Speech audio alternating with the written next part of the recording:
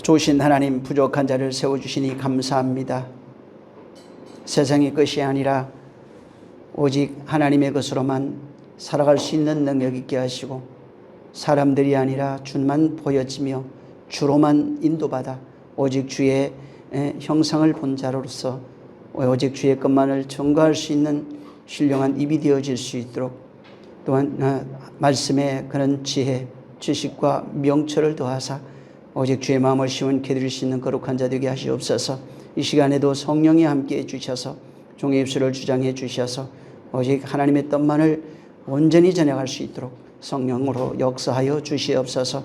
함께 하시기를 원하며 예수 이름으로 축복하고 기도했습니다. 아멘. 자, 창세기 22장입니다.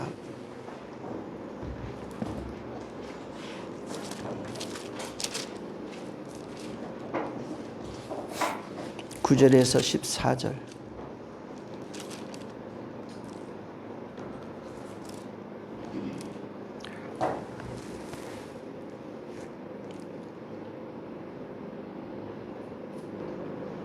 (9절에서) 시작. 하나님이 그에게 지시하신 곳에 이른지라. 이에 아브라함이 그곳에 단을 쌓고 나무를 버려놓고 그 아들 이삭을 결박하여 단 나무 위에 놓고 손을 내밀어 칼을 잡고 그 아들을 잡으려 하더니 여호와의 사자가 하늘에서부터 그를 불러 가라사대 아브라함아 아브라함아 하시는지라. 아브라함이 가로되 내가 여기 있나이다 하매 사자가 가라사대 그 아이에게 내 손을 대지 말라. 아무 일도 그에게 하지 말라. 내가 내 아들 내 독자라도 내게 아끼지 아니하였으니 내가 이제야 내가 하나님을 경외하는 줄을 아노라. 이 눈을 들어 살펴본 적 하늘 수양이 뒤에 있는데 뿔이 수풀에 걸렸는지라. 아브라함이 가서 그 수양을 가져다가 아들을 대신하여 번제로 들었더라. 아브라함이 그 땅 이름을 여호와 이레라 하였으므로 오늘까지 사람들이 이르기를 여호와의 산에서 준비되리라 하더라. 아멘. 지난 시간에 조금 더 먼저 말씀을 좀 드리면은, 여러분들이 한번 그 지난 시간에 읽었던 그 8절까지 1절에서 거기 아브라함과 이삭이 사환 둘을 두고 갑니다. 그리고 내가 분명히 다시 돌아온다고 그랬어요. 그리고 아브라함이 이제 이삭을 이끌고 가는데, 이삭이 나무를 지고 그 3일길 가서 나무를 지고 그 하나님이 지시한 산으로 가는 내용이 있습니다. 이게 예전에 한번 제가 말씀을 드리긴 했는데, 예수님이 십자가를 지고 걸어가는 그 모습이에요. 그리고 제자들에게 내가 갔다 다시 온다고 하신 그 내용입니다. 그래서 두 사람은 요한과 베드로라고 제가 말씀을 드렸지만, 뭐 성경 정확하게 그 이름을 적어놓은 건 아닙니다. 다만 이건 교회를 상징합니다. 저와 여러분들을 상징하고, 그래서 종으로 같이 갔던 그들이 이스라엘을 상징하기도 합니다. 그래서 같이 갔던 그들이 너긴 여기 있어라, 내가 갔다가 다시 올게. 제자들한테 그대로 얘기하죠. 요게 신약 성경에 그대로 현실로 이루어졌습니다. 그래서 제자들을 모아놓고 내가 갔다가 다시 올 거다, 몇 날이 못 돼서 내가 올 거니까 기다리라 하는 그런 말씀을 하시고, 예수님 십자가를 지고 그 모리아산으로 올라가서 죽으시고 성령이 부활해서 성령으로 오시는 그 사건을 여기 그대로 넣어놓은 것이 8절까지의 내용입니다. 그래서 여러분들 읽으면서 이거는 기도하시면서 보면 더 많은 것들을 이렇게 볼 수 있으니까 참고하시기 바랍니다. 그래서 저는 이게 여기에 있는 핵심만 지금 얘기를 하는 것이라, 여러분들이 한번 다시 성경 읽으면서 묵상을 하시면 굉장히 좋은 도움이 될 겁니다. 자, 9절에 이제 9절부터 보면은 하나님이 그 일러준 장소에 이제 이르렀어요. 번제로 드리라 했던 그 장소에 와서 이제 아브라함이 제단을 쌓고 나무를 벌려놓고 이삭을 이제 번제로 드리려고 하는 내용이 이제 9절부터 14절까지 있는 겁니다. 그래서 마지막에 여호와 이레라 이렇게 이제 얘기를 한 겁니다. 자, 하나님이 아브라함에게 번제를 드리라 이렇게 하니까 지난 시간에도 제 말씀을 드렸는데, 그거는 하나님이 아브라함을 시험하사 이렇게 얘기했어요. 번제를 드리라고 하는 그 말씀 자체가 뭐냐면 아브라함을 시험하사 1절에 아브라함을 시험한 내용이라는 겁니다. 근데 지금 8절까지 있던 내용하고 오늘 읽었던 이 내용의 핵심이 뭐냐면 좀 전에 제가 말씀을 드린 것처럼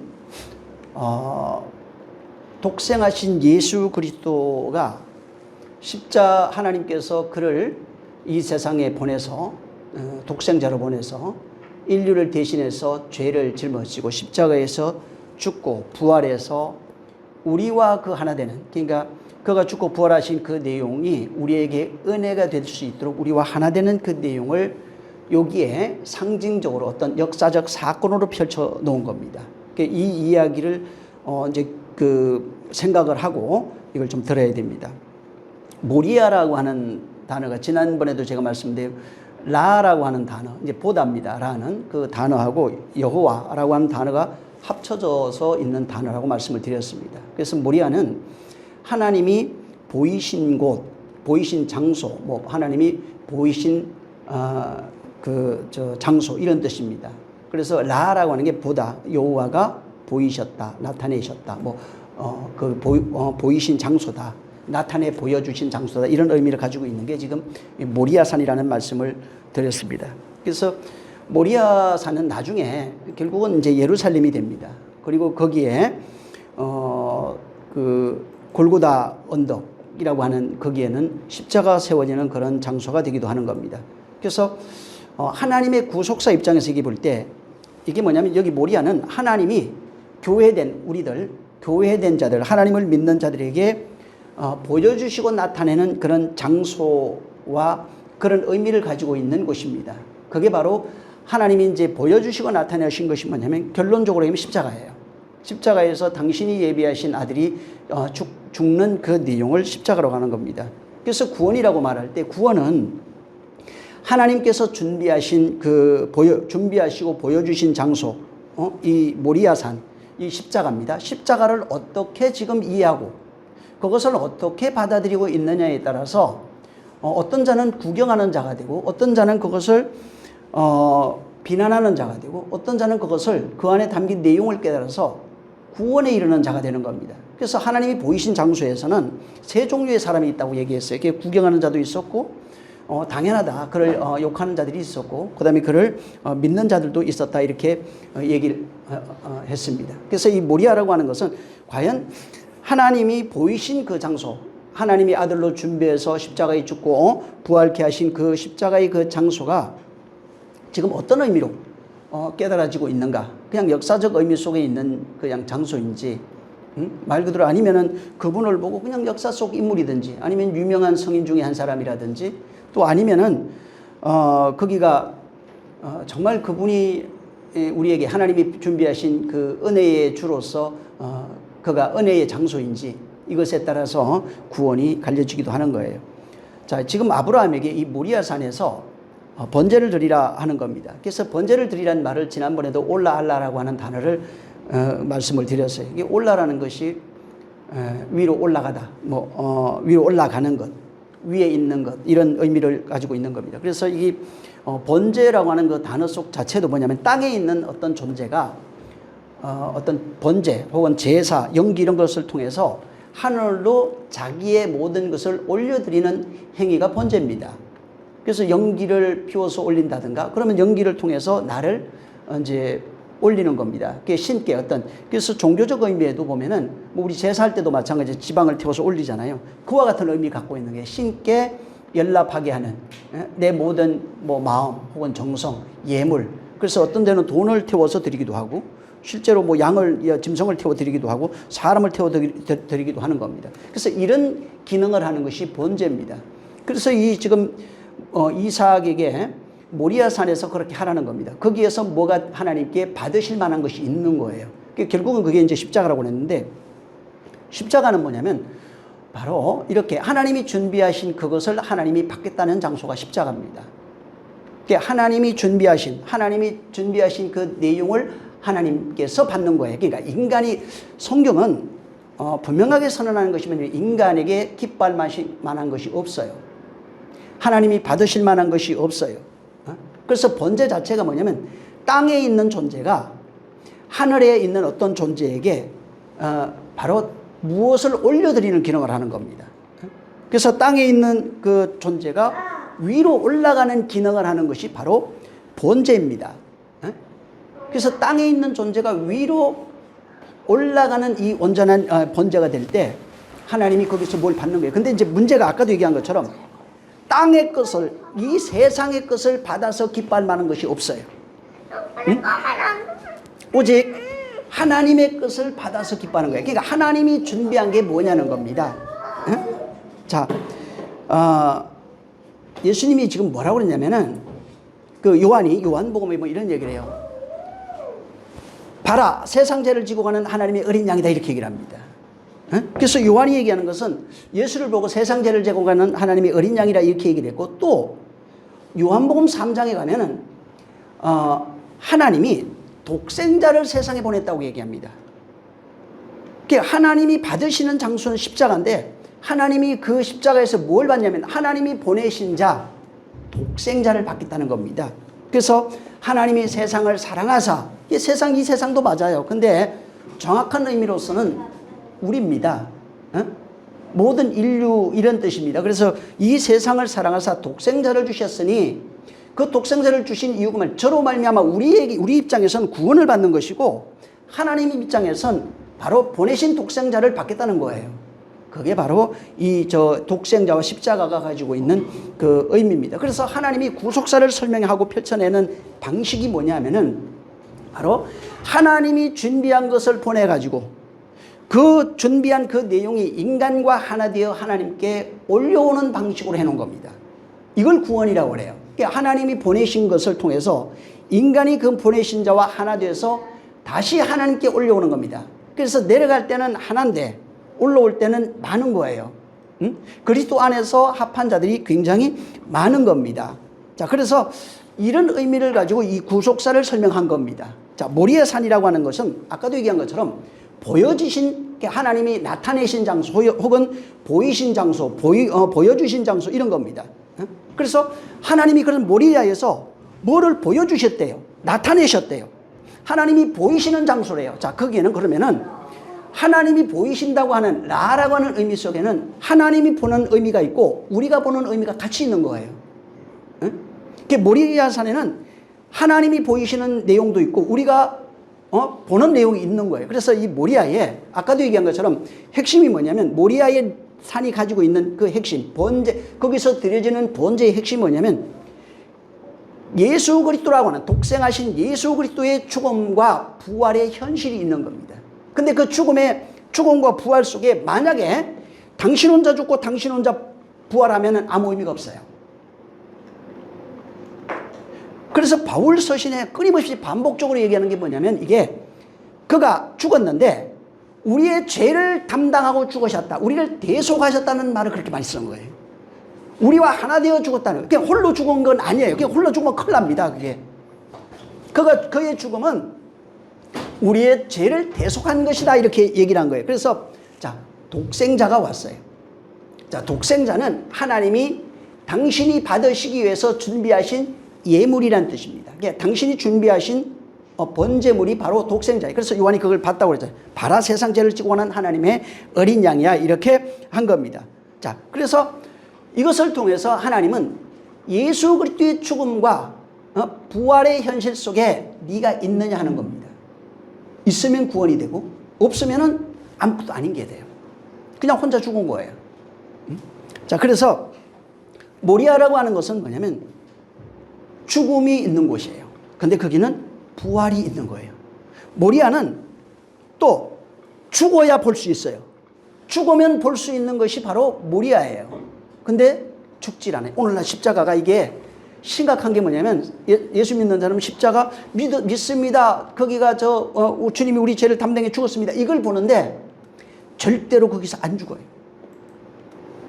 죽었으면은 거기 같이 죽어야 되는 겁니다. 그러니까 예수님 따로 달리고 난 안 죽는 거예요. 그러면은 그는 구원이 없어요. 자, 그래서 거기가 죽어야 되는 장소인데, 자, 예수님이 죽었어요. 그럼 예수님만 죽냐? 아까 얘기했잖아요. 같이 죽어야 된다고. 그래서 바울이 끊임없이 반복해서 설명하는 것이 뭐냐면 그리스도와 하나 되어 죽고 너희가 그 안에서 죽고 이런 얘기를 계속하는 겁니다. 이게 그래서 자 예수가 죽었어요. 거기 그리스도가 죽어요. 자 여긴 지금 양이 죽는데 그 죽음 속에 누가 있는 거예요? 이삭이 있는 거고 우리가 있는 겁니다. 근데 왜 죽어야 돼요? 바울은 우리가 죽어야 되는 이유를 높아진 나라는 거예요. 높아진 너, 하나님 앞에서 높아진 너, 경고엔 진이 되어진 너. 그래서 제일 먼저 여리고 들어갈 때 파괴시킨 게 여리고성, 아이성이에요. 응? 가장 견고하게 진을 초는 그걸 가지고 바울은 너희가 하나님 앞에 높아진 견고한 진이다 이렇게 설명한 겁니다. 여리고를 가져다가. 자, 그래서 하나님 앞에 가장 높아져 있는 네가 죽는, 그러니까 예수만 죽는 게 아니라 저게 내가 죽는 장소. 거기 예수 죽잖아요. 이따 설명하겠지만 왕으로 죽어요. 그래서 편말을 뭐라고 썼다고 그랬어요? 유대인의 왕으로 죽어요. 유대인의 왕이 누구예요? 여러분 유대인은 왕을 썼잖아요. 이거 누구라고 생각하세요? 예수님? 맞아요. 뭐라고 그럴 거 없어요. 유대인의 왕이 누굴까? 우리예요. 유대에서 왕으로 살고 있는 전부 다 우리, 세상 임금으로 살고 있는 전부 다 우리예요. 그가 유대의 왕으로 죽어야 돼. 그래서 세상 왕으로 죽는 거예요. 그건 이따가 좀 설명을 하겠습니다. 자, 그 십자가에서 모리아에서 뭐가 어떻게 돼야 되냐면 예수님이 죽는 건데 번제물이 죽어요. 죽는 것인데 거기는 가장 모리아라고 하는 단어에 들어가면 뜻 자체 사전에는 어떻게 되어 있냐면 가장 높은 곳, 높아진 곳 이렇게 돼 있어요. 높아진 곳이 누구예요? 우리예요. 마음이에요. 하나님 앞에 높아진 게 바로 우리의 마음이에요. 그래서 거기서 죽는다는 의미는 예수가 죽었다. 곧 우리 죽는 겁니다. 우리 머리 잘리는 얘기를 거기다 해놓은 겁니다. 그래서 우리의 머리가 잘리고 그분의 머리도 떨어지고 해서 바로 내가 너와 하나 되는 죽음이 바로 이 모리아야. 다른 말로 얘기하면 십자가야. 그래서 그가 머리가 떨어져서 그 머리 우리 건네주고 우리 머리 떨어져서 거기서 하나 되는 이야기를 십자가로 이렇게 풀어놓은 겁니다. 그래서 그렇게 죽어야 진정한 십자가의 죽음인 거야. 나만 죽으면 안 되는 거야 라고 말하는 겁니다. 그래서 그가 우리와 하나 죽는, 내가 너와 같이 죽을 거야. 예수님이 죽음이 그거예요. 내가 너와 하나로 되어 죽을 거야. 근데 나도 그러면 하나가 되어 죽어야 되는 거예요. 그래서 그분이 우리와 하나 되는 것은 죄라고 했지만 죄로 높아진 나입니다. 사망의 왕으로 살고 있는 나예요. 세상 임금으로 살고 있는 나예요. 유대 임금으로 살고 있는 우리라고요. 그래서 그렇게 죽으면 어떻게 되냐면 바울이 얘기한 것처럼 그와 하나 되어 죽으면 그와 하나 되어 부활한다는 겁니다. 그래서 내 손에 있는 자 절대 잃어버리지 않는다. 하나 되면은 내가 반드시 너 살려낼게. 걱정하지 마. 내가 죽으면 너를 반드시 살려낼 거야. 그래서 부활이 같이 있는 거예요. 그것을 다시 풀어가지고 내가 죽고 부활해서 성천했다가 다시 올 거야 라고 하는 강림으로 또 설명해 놓은 겁니다. 그걸 풀어서 자세하게 다시. 자, 그래서 거기 죽음이라고 하는, 이 모리아 산에 지금 죽음이 있는데 이 죽음이라고 하는 단어를 들어가면 여기는 무트입니다. 무트 얘기 많이 했죠. 무트 타무트는 진리로 죽는 죽음을 말하고 그냥 쉽게 풀으면 무슨 뜻이 되면 아버지 뜻으로 죽는 죽음을 무트 타무트라고 해요. 말씀에 의해서 죽는 그 죽음을 무트 타무트라고 하는 겁니다. 그래서 히브리어는 무트라고 그러고 헬라어로 가면 다나토스라고 하는 단어를 써요. 같은 내용이에요. 그러니까 다나토스나 무트나 하나님의 뜻, 하나님의 말씀으로 죽는 그 죽음을 말하는 겁니다. 그래서 하나님의 말씀에 사로잡혀서 그 말씀에 의해서 되어진 상태, 죽음이 됐든 뭐가 됐든 되어진 상태가 되면은 그 말씀이 실현된 거예요. 그걸 무터타무타라고 그래요. 부활도 그럼 무터타무타가 돼요. 죽음도 무터타무타가 되고 부활도 무터타무타가 되고 바로 영광도 무터타무타가 되는 거예요. 이게 없으면은 하나님의 말씀이 우리 안에 절대로 성취되지 않는 겁니다. 그래서 무터의 죽음, 다나토스라고 하는 이 죽음에는 하나님의 말씀이 실현되는 장소예요. 그걸 죽음으로 얘기한 거예요. 무터는 하나님의 말씀이 실현되는 장소, 곧 죽음의 장소입니다. 죽음으로 말미암아 말씀이 실현되는 장소를 무터타무타라고 하는 거예요. 무터, 다나토스. 그래서 이게 죽음으로 말미암아 하나님의 언약이 실현되는 내용을 그림으로 볼 수 있도록 역사 속에 펼쳐놓은 게 십자가예요. 여러분이 보는 게 이게 정답이 아니에요. 이 칠판을 보고 있어도 이게 정답이 아니라고요. 이건 그냥 그림이에요. 그림을 통해서 무엇을 말해주고 싶은 거예요. 전부 다 세상에 그런 거예요. 무엇을 통해서, 그것을 통해서 그 속에 담겨있는 의미를 깨달아낸 겁니다. 그래서 이 십자가는 무토타모테의 현실을 그림으로 역사 속에 펼쳐놨는데 이걸 통해서 너와 하나 되는 죽음이 구원이야. 나와 하나 되는 죽음이 구원이야. 이것은 하나님의 언약이 실현되는 거야. 그래서 뭐라고 되냐면 십자가는 그리스도와 함께 죽으면 그리스도와 함께 산다는 내용을 가지고 있는 게 바로 십자가예요. 그래서 십자가 속에 뭐가 있냐면 나를 구경하는 것이 아니라 네가 나와 하나 되어 죽으면 나와 하나 되어 부활한다고 하는 언약이 그 속에 있는 거예요. 역사 속 2000년 전에 십자가에 달려 죽은 어떤 이야기하는 얘기가 아닙니다. 네가 지금 나와 하나 되어 죽었느냐? 그러면 부활하는 거예요. 근데 내 혼자 죽었느냐? 나하고 상관없어요. 너 지금 앞에서 구경하고 있느냐? 상관없어요. 그냥 유명한 사람이에요. 훌륭한 사람이에요. 역사 속 인물이에요. 나와 하나 되어 죽은 자만이 부활할 수 있는 거예요. 나와 하나 되면 아버지가 반드시 살려내요. 응? 그 내용을 십자가를 통해서 보여주는 겁니다. 자, 근데 성경에 인간에 대해서 말하는 것이 뭐냐면 죽었다 이렇게 얘기해요. 응? 선악과 목은 인간의 현실의 존재 자체, 본질 자체가 뭐냐면 죄로 말미암아 죽은 겁니다. 그래서 바울이 허물과 죄로 죽었다 이렇게 얘기했어요. 그러니까 인간의 본질 자체가 어린아이 태어나잖아요. 자, 하나님 입장에서는 죄와 허물로 죽었다 이렇게 얘기했어요. 여러분, 죄와 허물로 죽었다는 현실이 뭘 것 같아요? 왜 그렇게 얘기를 할까? 이 세상에 태어나서 엉애합니다. 세상에 태어나서 세상에 있는 이치와 원리, 윤례, 도덕을 배워요. 이 세상은 율법이 펼쳐져 있는 것이라고 그랬어요. 율법은 살리는 영이 아니에요. 사는 영이에요. 율법은 엄마나 아빠나 세상에서 공부해서 배우는 호흡이에요. 말로 소리로 들어와요. 소리로 들어와서 세상에서 펼쳐져 있는 이 소리는 생명이 아니고 그냥 사는 거라고요. 이건 살리는 영이 아니라고요.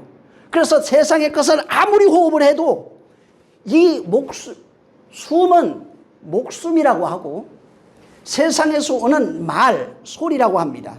이 소리에 대해서 지금 자세하게 얘기하는데 세상의 소리가 있고 하늘의 소리가 있어요. 세상의 소리는 나를 살게 해요. 나가 누구인지 표현하게 해요. 이건 근데 생명이 아니라고요. 응? 그래서 이렇게 세상 말, 세상의 율법과 도덕이라고 하는데 이거를 호흡하는 존재는 죽었다 이렇게 얘기해요. 율법이 살리는 영이 아니기 때문에 사는 영이에요. 그래서 허물과 죄로 죽은 것은 율법을 호흡하고 있어요. 야, 이렇게 하면 안 돼 하는 순간에 율법이라고요. 근데 안 돼 했는데 했어요. 그럼 사망이에요. 그래서 이미 세상에 태어나서 엄마하고 싸우고 아빠하고 싸우고 다투면서 이웃과 싸우고 하잖아요. 근데 여기 뭐가 있다고요? 사망 아래에 있는 걸 보여주고 있다고요. 끊임없이 죽었다고요. 그래서 죽어있는 현실을 계속 보여주는 게 이 세상이에요. 그걸 바울은 허물과 죄로 죽었다 이렇게 얘기한 겁니다. 응? 허물과 죄로 죽은 죄. 그래서 선악과 막은 인간의 본질에 대해서 너는 허물과 죄로 죽은 존재라 이렇게 얘기한 겁니다. 그래서 육을 가지고 태어난 모든 존재는 뭐라고요? 숨 쉬는 순간부터 어렸을 때 자기 무슨 얘기인지도 못 알아들어요. 근데 자기를 표현하면서 싫어, 좋아하는 순간부터는 이미 세상 이치와 윤리 속에 들어가 있는 거예요. 자기도 모르게 그냥 그 속에서 그것을 표현하고 그것으로 호흡하고 있어요. 그걸 죽었다고 얘기하는 겁니다. 육신으로 태어나 살아가면서 좋아 싫어하는 순간부터 죽은 거예요. 쉽게 말하면은. 응? 싫은데 근데 이게 싫어했는데 그것이 윤례와 도덕, 양심이라고 그랬잖아요. 양심의 법에 어긋나 버렸어요. 이미 죄라고요. 쉽게 말하면. 율법을 배운 자는 율법으로 그것을 죄라고 깨닫고 율법을 안 배운 사람은 양심으로 그걸 깨달아 버린 거예요. 이미 죄라고요. 허물과 죄로 죽었다는 거예요. 그래서 육신의 삶을 통해서 하나님이 깨닫게 하는 게 뭐냐면 진정한 성경에서 말하고 있는 하나님이 말하고 있는 진정한 의미의 생명이라고 하는 것은 없음을 깨닫는 거예요. 없음. 밥 먹잖아요. 밥 먹으면서도 뭘 깨닫냐면 없음을 깨달아요. 이게 영생이 아니라는 걸 깨닫게 돼요. 숨 쉬면서도 뭘로 숨 쉬냐. 성경의 호흡 얘기가 굉장히 많이 나옵니다. 자, 그게 생명이 아니라는 것을 깨닫는 거예요. 응? 그래서 성경에서 말하고 있는 인간의 본질은 죽었다고요. 끊임없이 생육하고 처음에 인간 많지 않았겠죠. 우리 조선시대 인간 해봐야 얼마 안 됐습니다. 지금 남북한 합쳐갖고 한 7,500만 뭐 얘기를 하잖아요. 얼마 안 됐어요. 끊임없이 인생이 번생하고 살아가고 지금 76억 얘기하던데, 근데 진정한 의미에서, 성경에서 말하는 진정한 의미에서는 인간의 본질의 상태가 계속 늘어나도 100억이 돼도 마찬가지입니다. 죽은 거예요. 그래서 성경을 가르쳐주는 게 너는 어둠 아래에 있는 거야. 사망 아래에 있는 거야. 너의 지금의 상태가 흑암이라고 하는 거야. 저주 아래에 있다고도 얘기하고, 그래서 사망과 저주와 생명과 복이라고 얘기하잖아요. 사망과 저주는 이미 이 세상에 펼쳐져 있어요. 근데 복과 생명은 하늘에서 와야 되는 거예요. 그래서 나는 너희가 이 네 가지를 너희 앞에 놔뒀는데 내가 이거 가르쳐줬어 미리. 너희는 살기 위해선 생명과 복을 택해야 된다 이렇게 얘기해 준 겁니다. 자, 그래서 이렇게 인간의 본질 자체가 죄와 사망으로 죽은, 허물로 죽은 그런 존재인데, 이것을 내가 죽었다고 하는 현실을 확실하게 깨닫는 장소, 그림으로 보여준 장소가 십자가예요.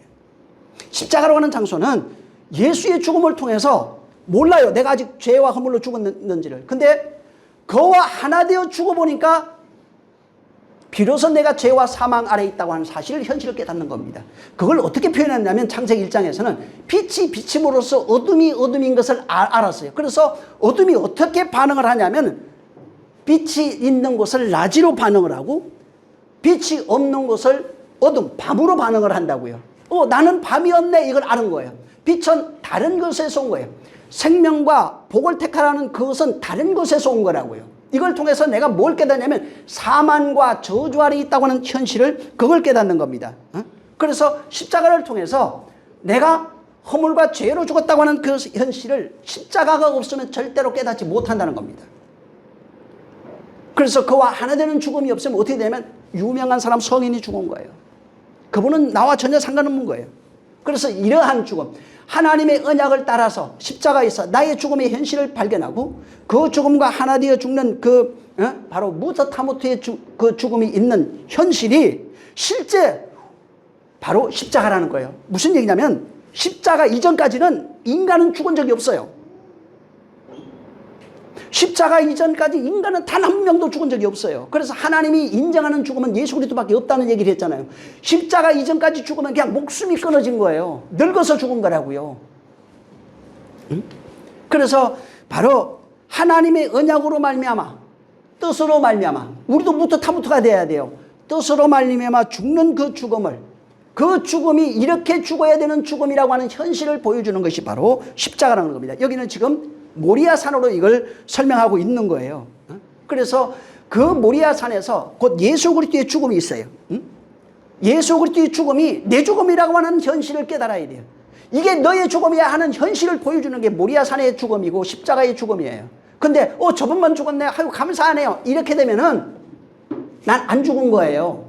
나의 죽음의 현실을 깨닫지 못하고 있는 거예요. 절대로 무터타무트의 죽음이 될 수 없는 겁니다. 그래서 예수의 죽음이 있는 그곳에 나의 죽음이 있어야 되는 거예요. 근데 실제적으로 우리는 어디에 죽는다고 그랬어요? 예수의 죽음을 밖에서 보여주고 나도 죽어야 되겠네, 죽네. 근데 안 죽었네. 분명히 달리겠는데 안 죽어. 끊임없이 십자가에 달려가지고 두 강도는 안 죽고 있는 거예요. 어떻게 죽어요? 다리 그냥 분질러 버렸어요. 그래서 안 죽은 그를 다리 분질러 버렸다고요. 십자가에 죽는 그 죽음을 통해 내가 죽어야 돼요. 그래서 안 죽으니까 어디서 죽냐면 성소에 들어가서 그냥 다리 분질러 죽여버려요. 그냥. 우리의 죽음은 그래서 성소에서 경험이 되어지는 거. 내가 죽었다고 하는, 밖에 달린 거 같이 달렸는데 안 죽어. 그래서 성소에서 죽는 죽음을 경험하게 되어 있는 겁니다. 그래서 모리아가 뭐냐면 여호와가 보이신 장소, 혹은 여호와가 준비하신 장소, 이것의 핵심이 바로 십자가입니다. 뭐가 십자가? 무터타무트라고요. 모리아 산에서 하나님이 나타내 주시고 보여주시고 싶은 것은 무터타무트의 죽음인 거예요. 또 아브라함과 이삭이 거기서 봐야 되는 죽음이 뭐냐면 무터타무트의 죽음인 거예요. 저게 나의 이삭은 내 죽음이었네 이렇게 보는 거예요. 아브라함은 이삭의 죽음을 통해서 내 죽음이었네 이렇게 봐야 되는 거예요. 옛날 이야기 그거 동화로, 제가 그 옛날 기독교 동화인가 뭐 이게 있어요. CD로 된 거 막 옛날 테이프로 나오는데 전부 다 그냥 옛날 이야기, 동화 저 이야기를 그냥 막 해놨어요. 그건 그냥 한번 보는 건 좋아. 근데 그게 동화라고요. 그러면 자, 그래서 거기에 죽음이라고 하는 장소를 통해서 보여준 장소가 바로 이 모리아 산입니다. 그 다음에 부활이 있다고 그랬잖아요. 부활이라고 하는 단어는 그 헬라어로 에이게로입니다. 에게이로라고 하는 단어인데 이걸 두 단어가 있어요. 신약에서는 그 헬라어로는 에게이로라고 하는 단어와 아나스타시스라고 하는 단어예요. 이 두 단어를 쓴 겁니다. 자, 에게이로라고 하는 이 단어는 잠에서 일어날 때, 그 다음에 어떤 사실을 각성할 때, 깨달았을 때를 에게이로라고 하는 단어를 써가지고 어떤 사실을 깨달았어 하면은 에게이로예요. 잠에서 깼어요. 제가 깨우러 간다고 그러잖아요. 깨면 그때는 에게이로예요. 근데 이 지금 아나스타시스는 그 동사형이 아나스템이라고 하는 단어예요. 이건 뭐냐면 앉아있거나 누워있는 상태를 설명해요.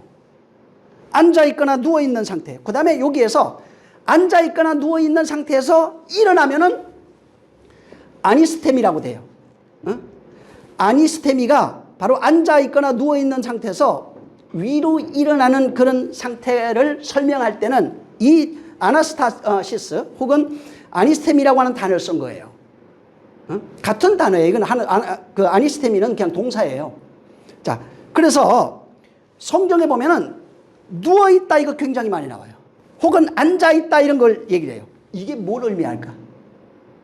왜 이 얘기를 저기 앉아있고 혹은 누워있고 거기에 성문 앞에 앉아있고 이런 게 많잖아요.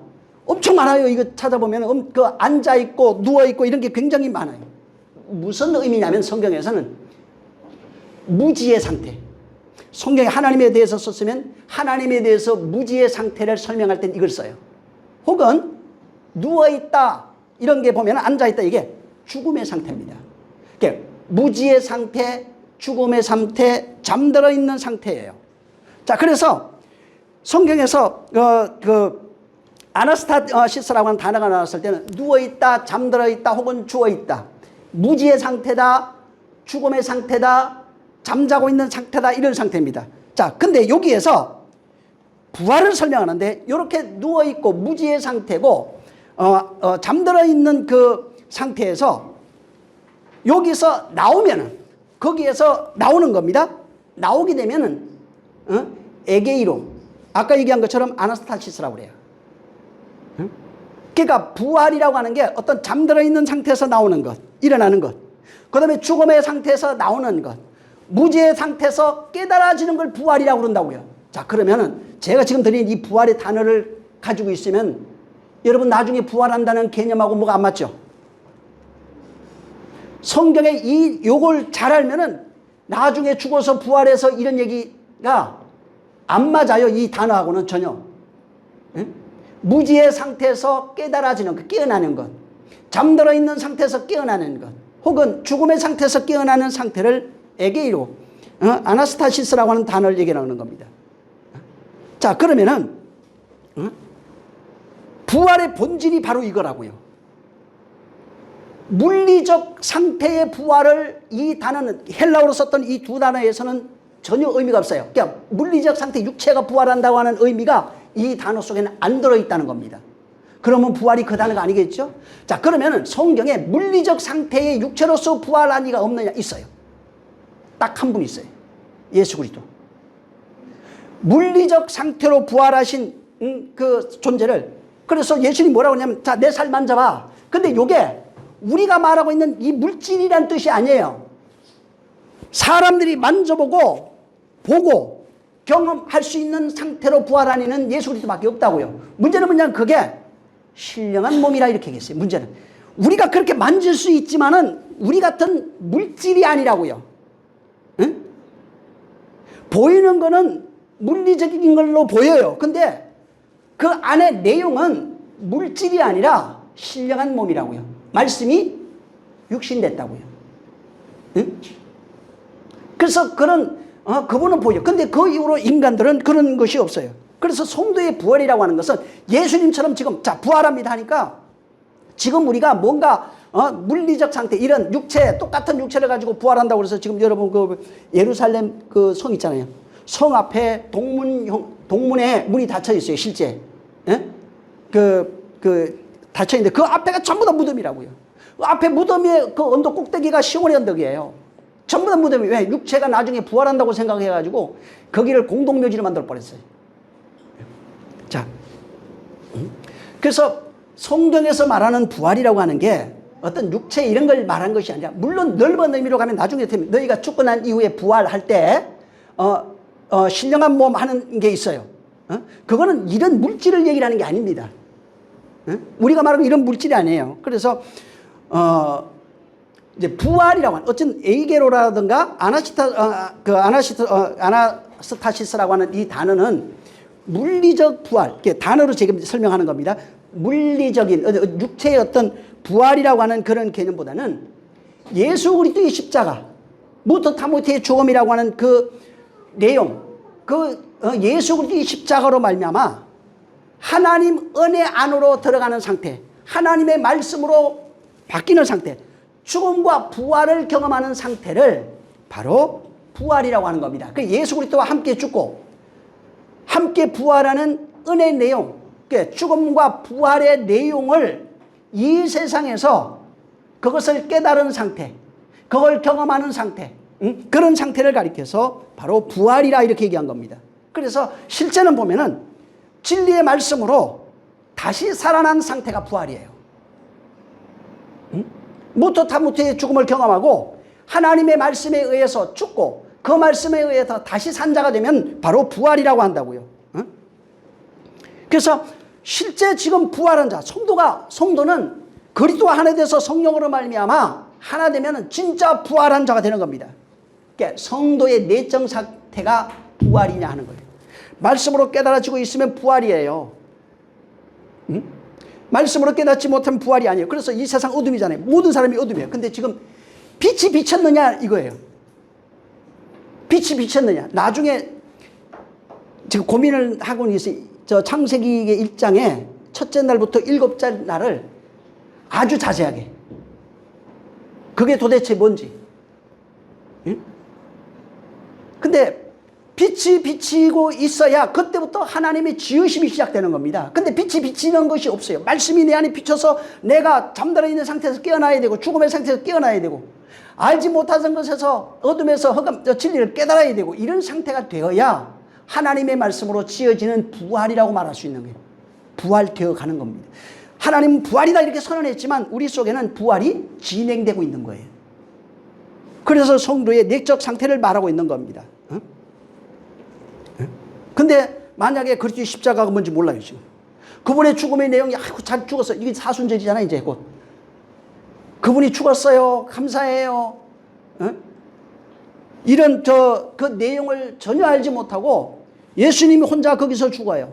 그 다음에 나의 죽음이 그건 전혀 뭔지 몰라요. 그냥 그분이 우리 대신 죽었네요. 예, 감사합니다.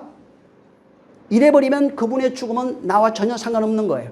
그래서 그분이 십자가에 죽는 걸 보고 그 의미와 내용, 그 속에 담겨있는 의미와 내용을 전혀 깨닫지 못하고 세상에서 호흡하고 살아가고 있는 상태를 성경은 어떻게 표현해놨냐면 귀신이라고요. 귀신이 없는 게 아니에요. 산 귀신, 죽은 귀신이에요. 하나님이 십자가에 사신 그 내용의 일을 전혀 알지 못해요. 그냥 감사해요. 옛날에 있었어요. 나와 상관없는 일이에요. 이렇게 되면은 산 귀신. 육체가 없으면은 죽은 귀신이에요. 그래서 귀신은 스스로 왕이 돼요. 세상 신으로, 세상 임금으로 살다가 하나님 없이 그냥 살아갔던 존재 자체를 그냥 성경은 통칭해서 귀신이라는 단어를 쓰는 겁니다. 그래서 귀신은 뭘 얘기해요? 귀신이 하는 말들에 대한 얘기가 쫙 있는데 거기는 뭐가 되냐면 세상 말, 세상 소리, 뭐 악한 말, 별거 다 해놨어요. 그래서 이것을 예수님은 바리새인들에게 뭐라고 장악하게 해? 너희 장로의 유전, 너희 율례와 법도 너희 유전으로 하나님의 말씀을 폐하고 너희 장로의 유전을 가지고 율법을 가지고 하나님의 말씀을 폐하고. 그래서 귀신이라고 하는 게 죽은 거 이런 의미도 있지만은 그것보다도 모든 걸 통칭하는 겁니다. 그러니까 세상 것으로 율례와 법도로 살아가는 존재, 세상 영으로 살아가는 존재, 세상 자기 생각, 자기 뜻 있잖아요. 고집 센 사람들이 있다고 그냥. 자기 생각이 충만한 사람이에요. 이게 귀신이라고요. 하나님 볼 때. 여전히 하나님 없이 스스로 신이 되어 살아가고 있는 존재를 귀신이라고 그래요. 율례와 법도를 따져요. 율례와 법도를 쫓아가는 존재가 뭐예요? 그게 귀신이라고요. 응? 그런 얘기를 하고 있는 겁니다.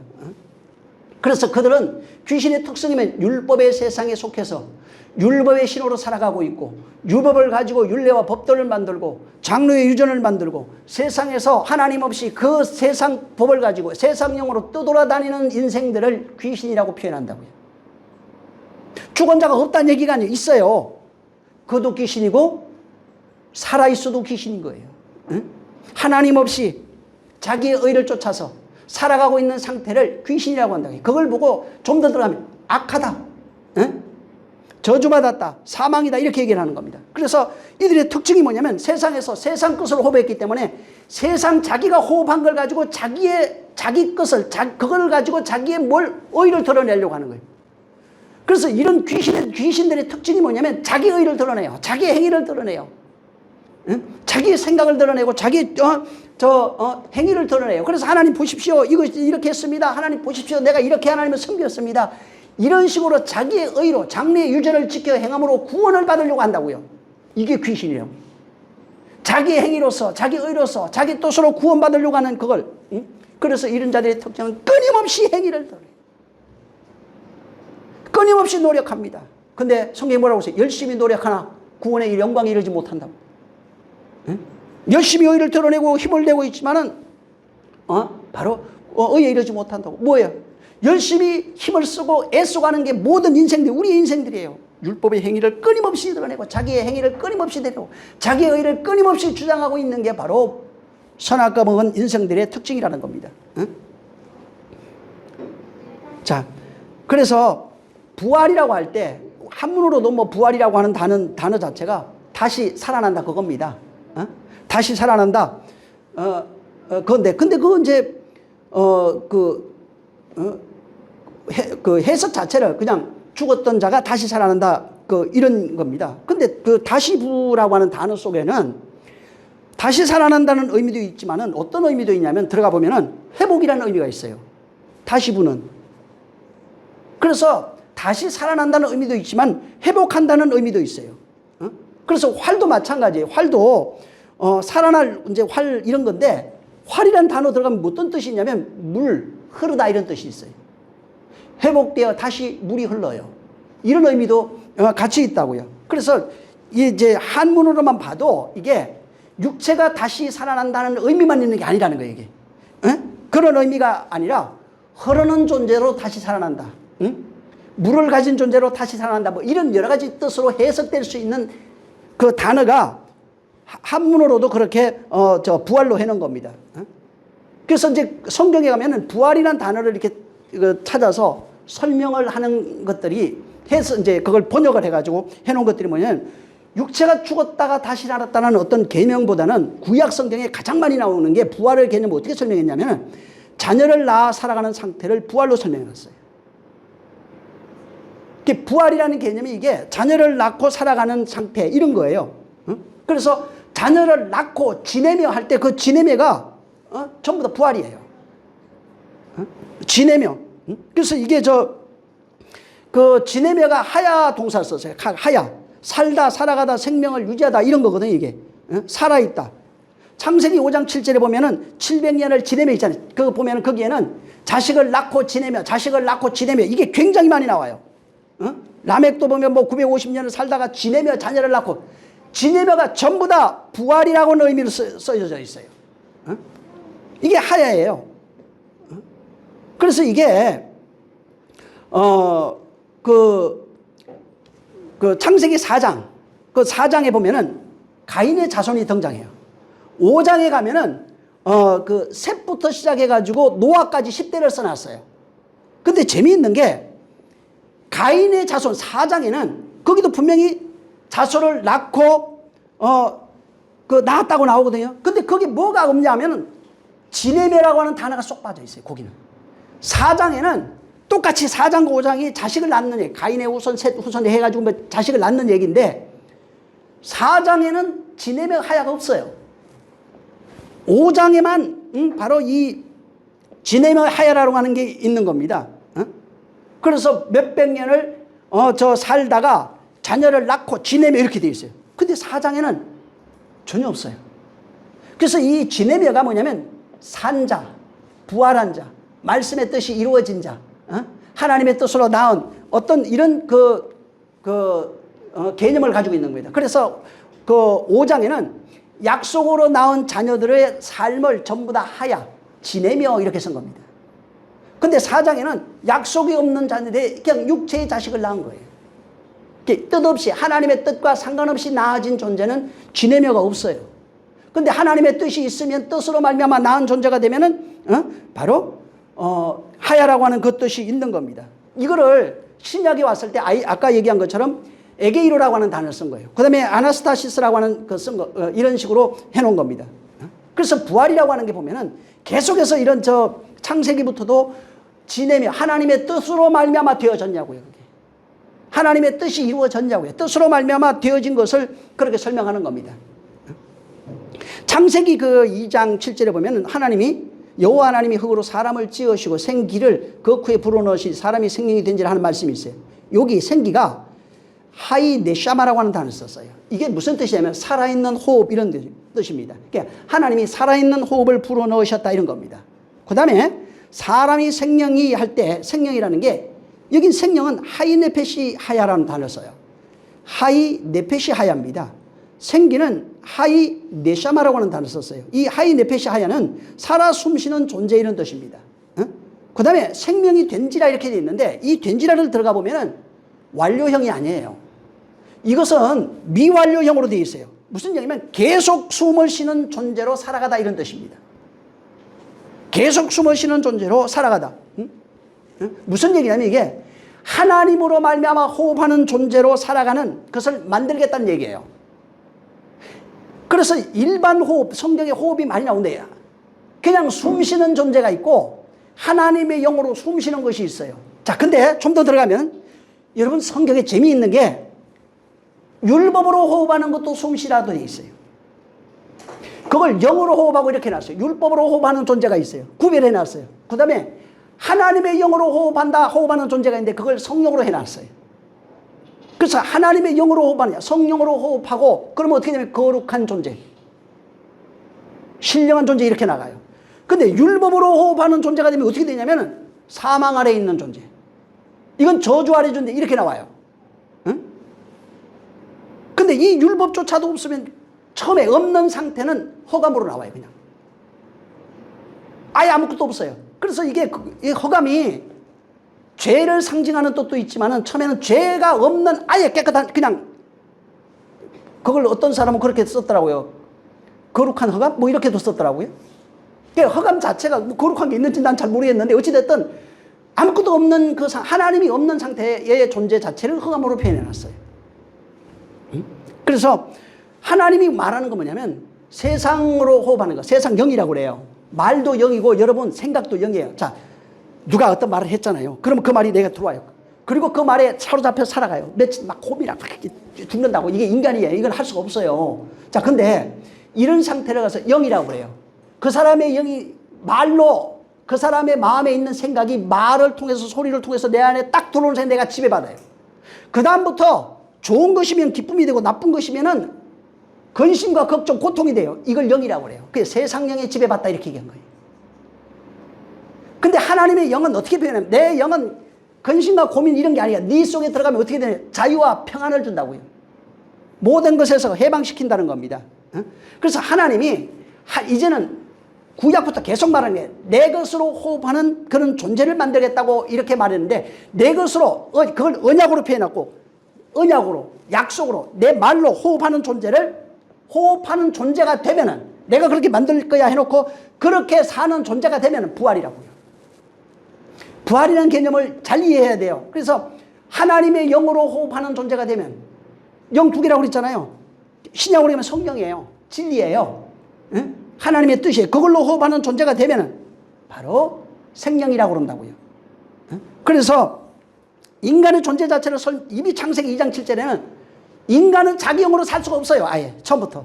하나님이 불어넣은 영으로만 살 수 있는 존재가 되는 거예요. 내가 그걸 만들겠다고요. 내가 그래서 후 불어넣어갖고 너 살려줄게. 처음에는 생기로 사용해요.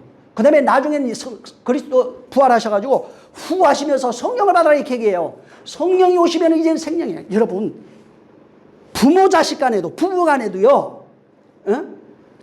여자는 자식이 더 가까워요, 사실은. 부모 자식 간에도 하나님의 영으로 호흡하지 못하면 육신의 관계예요. 다만 좋은 것이 하나 있어요. 죽을 때까지 엄마가 잔소리 해야 되거든. 근데 재미있는 건 잔소리를 하잖아요. 밖에서 다른 사람이 하면은 권면으로 받고 우리 서성이라고 그래. 똑같은 얘기를 해도. 근데 엄마가 하고 아빠가 하면 뭐라고 그래요? 잔소리. 부부가 하면 뭐라고 그래요? 잔소리. 저기 시에서 운영하는 무슨 뭐라고 그래? 무슨 요새 노인 학교 이런 거 있잖아요. 거기 가서 똑같은 말을 하면은 아이고 선생님 훌륭하다고 그래요. 근데 마누라고 하고 남편이 하고 엄마 아빠가 하면 뭐라고 그래? 잔소리. 똑같은 거예요. 똑같은 말을 누가 하느냐에 따라 달라지고 그 사람이 권위를 주느냐 안 주느냐에 따라서 잔소리가 되고 권면이 되고 훌륭한 말이 되는 거예요. 그거. 응? 똑같은 말이라고요. 그냥 학교 가서 배우면 훌륭한 우리 선생님 평생 가고 내가 40년 전에 그분 훌륭했다고. 엄마가 똑같은 얘기 수없이 했을 거야 아마 아빠가. 근데 뭐라고 그래? 우리 엄마나 아빠는 잔소리. 왜 그러냐면 권위를 안 주거든. 그래서 성경에 아버지에 대한 얘기가 그렇게 많이 나와요. 하나님에 대한 얘기를 써놓으면서 권위를 얘기하는 거예요. 말.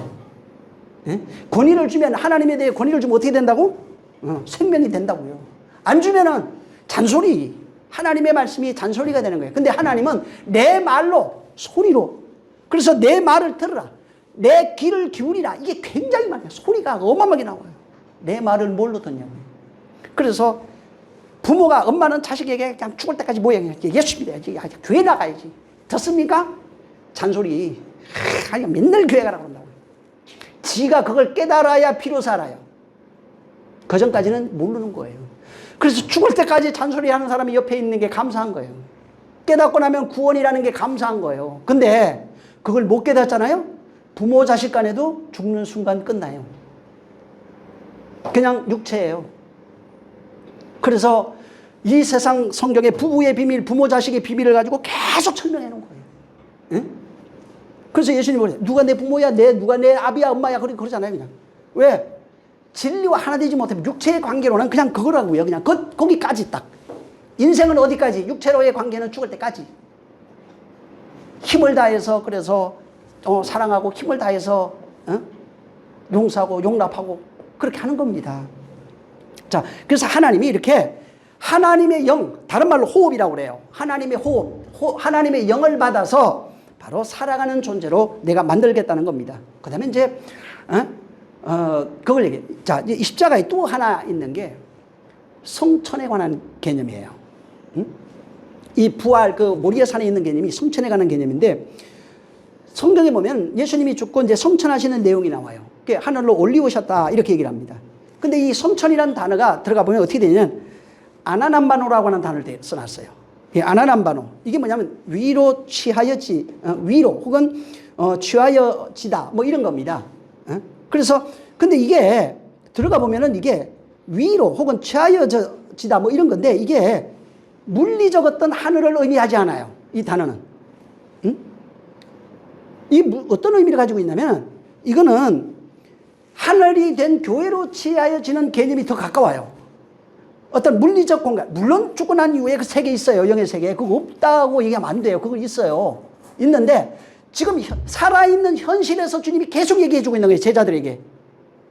지금의 현실이 그대로 그 현실이 되는 겁니다. 근데 지금 그분과 하나 되는 현실이 없으면 죽을 수도 아무 소용없는 거예요.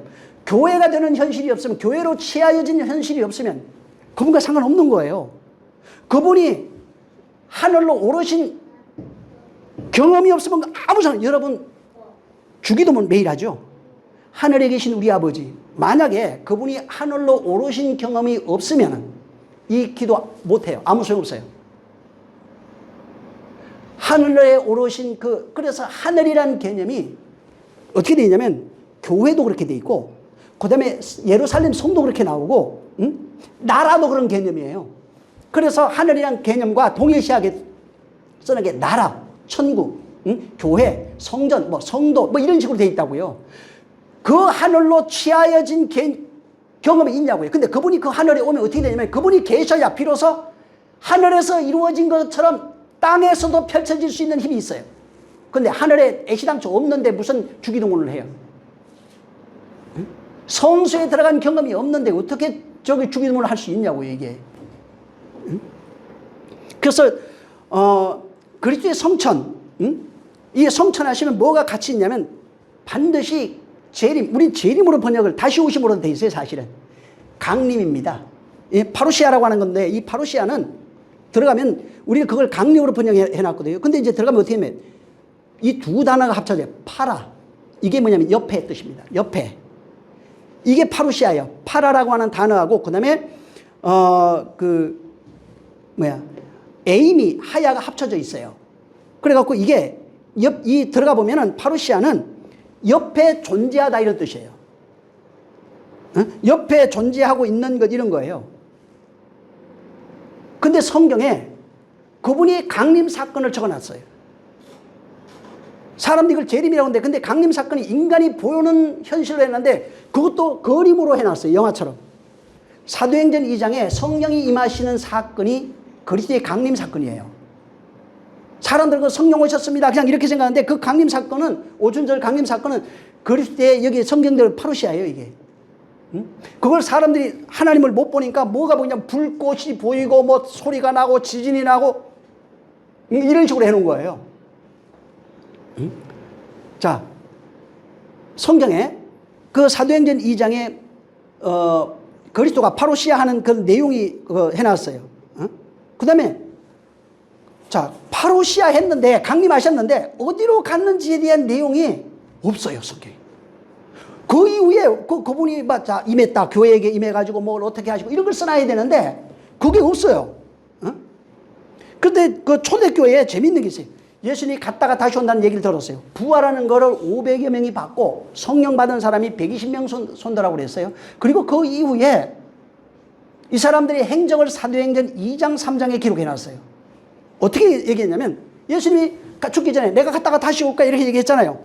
그리고 성천하는 거 받고 성령이 오시는 거 봤어요. 그리고 그럼 그래서 이거를 어떻게 받아들였냐면 초대교회들이 다시 오는 거야. 그럼 빨리 오겠네? 몇 날이 못해서 온다고 그랬거든요.